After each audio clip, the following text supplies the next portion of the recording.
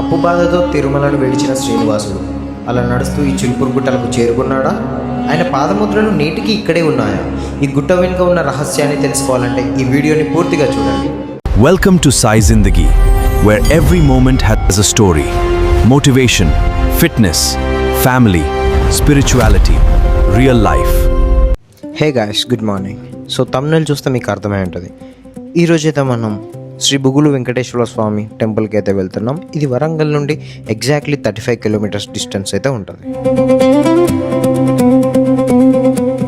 And Hyderabad to Warangal హైవేలో left side చిన్నపెన్యాల్ village నుండి లోపలికి అయితే వెళ్ళాలి. ఇక్కడ నుండి చిలుపూర్కి అరౌండ్ 8 కిలోమీటర్స్ డిస్టెన్స్ అయితే ఉంటుంది. అండ్ టెంపుల్కి అయితే వెళ్ళడానికి 2 వేస్ అయితే ఉంటాయి. ఒకటి లైక్ వెహికల్స్ తీసుకొని డైరెక్ట్ మనం టెంపుల్ దగ్గరికి అయితే వెళ్ళొచ్చు. అండ్ ఇంకొకటి టెంపుల్ ముందు నుంచి మనం స్టెప్స్ ఎక్కుతూ కూడా వెళ్ళొచ్చు.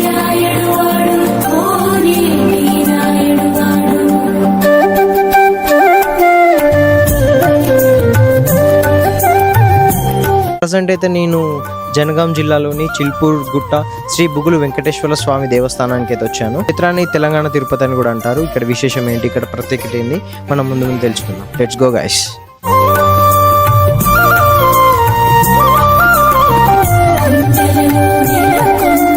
సో పురాణాల ప్రకారం శ్రీనివాసుడు పద్మావతి అమ్మవారిని వివాహం చేసుకున్న తర్వాత కుబేరుని దగ్గర తీసుకున్న అప్పు తీర్చడం కోసం ఎలా అని చింతిస్తూ భయంతో ఇక్కడికి వచ్చాడని పురాణాలు చెప్తాయి.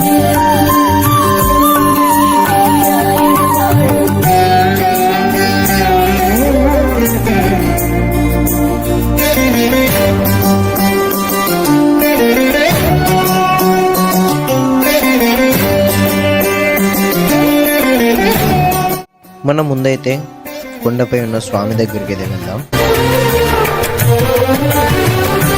ఇప్పుడైతే మేము మెట్లు ఎక్కడం స్టార్ట్ చేసాం. ఇక్కడ మేమే ఎక్కడం ఫస్ట్ ఇవాళ.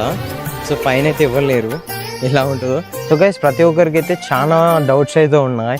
ఏంటంటే దేవుడు కొండ మీద వెలిసాడు కదా, మరి కింద ఆలయం ఏంటి, అండ్ ఇక్కడ 11 ప్రదక్షిణ విశిష్టత ఏంటి, అండ్ ఇక్కడ మ్యారేజెస్ అవన్నీ అయితే మనం ఇప్పుడు తెలుసుకుందాం.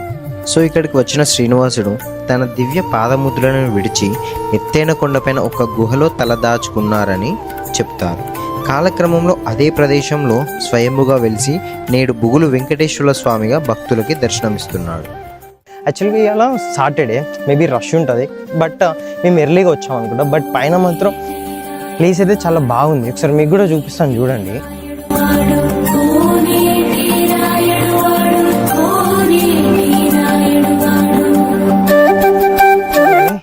మెట్లు ఇలా పైకి ఉన్నాయి, ఎక్కుతుంటే గోవిందా గోవిందా ఈజీగా ఉన్నావా? ఇది మెట్లు ఇక్కడ తప్పిందా? ఇక్కడ చూడండి, అంటే తిరుపతిలో లాగా ఇక్కడ కూడా మెట్లకి కూడా బొట్టు పెట్టేలా ఉన్నారు. ఏంది ఆయాసం వస్తుందా? అదా వచ్చేటప్పుడేమో ఫుల్ వర్షం పడుతుందని ఎక్స్పెక్ట్ చేస్తాం, కానీ ఇక్కడికి వచ్చినాక మళ్ళీ ఎండ కొడుతుంది.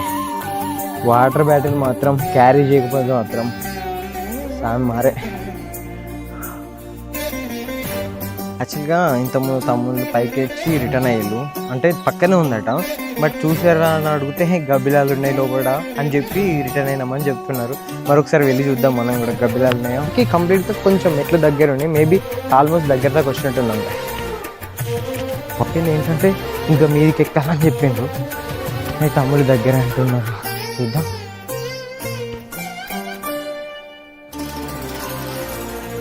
ఫైనల్గానైతే పైదాకైతే వచ్చినాం. ఇక్కడైతే మెట్లు ఐరన్ తోటి, మేబీ పైన అనుకుంటా ఉండేది. హనుమాన్ అయితే కొండ మీద అయితే ఉంది. సో ఇది ఒకసారి చూడండి.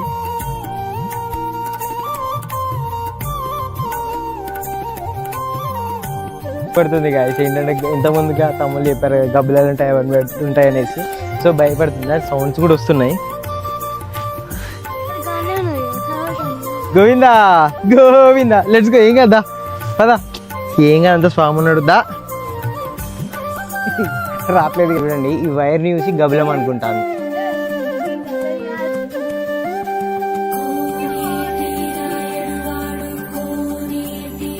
మనకి చూపించినట్టు నార్మల్గా కనెక్ట్ ఉంది గాయస్.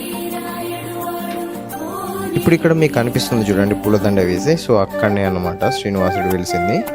సో ఇక్కడనైతే రెగ్యులర్గా అక్కడ దీపం కూడా వెలిగిస్తానని చెప్తారు. లోపలికి ఎగ్దాం అనుకుంటున్నా, బట్ ఇక్కడ ఏంటంటే చాలా గబ్బలాలు ఉన్నట్టున్నాయి గాయస్, సౌండ్స్ అయితే వచ్చినాయి. బట్ రిస్క్ చేయడం ఎందుకనేసి నేనైతే రిటర్న్ అవుతున్నా. గోవింద గోవింద, ఏడుకొండలవాడ వెంకటరమణ గోవింద గోవింద. ఏమైంది, అంత ఓకేనా? పైదాకా ఎక్కువ అంటే ఎక్కలేదు. యాక్చువల్గా గబ్బిల సౌండ్కి సడన్గా వచ్చినాయి ఇంతకుముందుకి సౌండ్స్.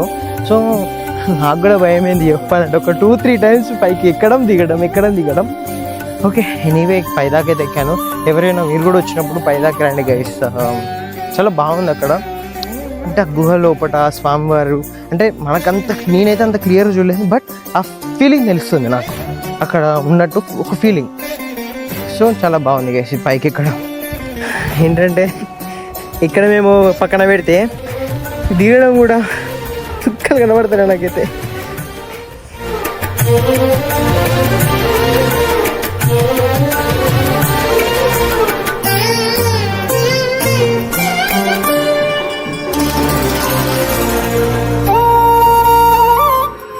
కిందికి వచ్చే వరకు అయితే రష్ అయితే చాలా ఉన్నారు.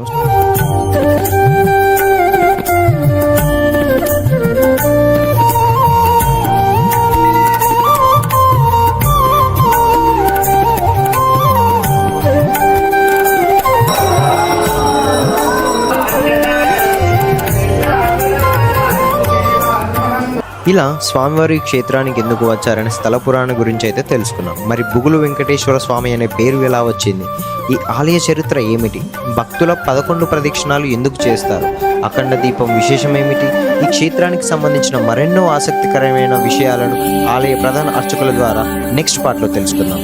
అంతవరకు please like, share and subscribe to Sai సింధికి.